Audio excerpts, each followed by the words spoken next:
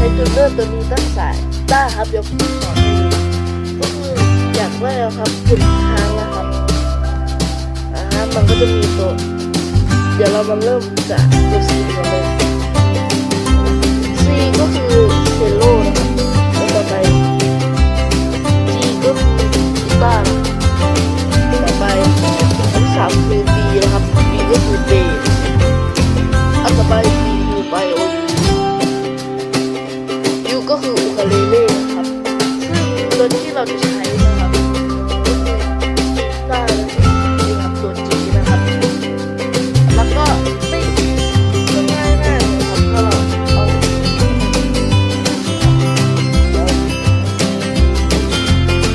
เอานะครับเราก็ตั้งสายเราตั้งสาย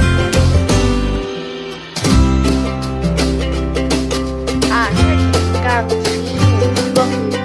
เส้นตรงนั้นคือตรง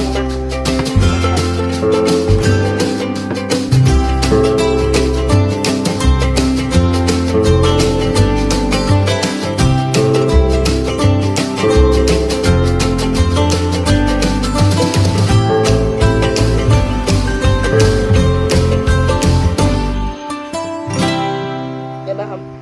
บิดยากมาก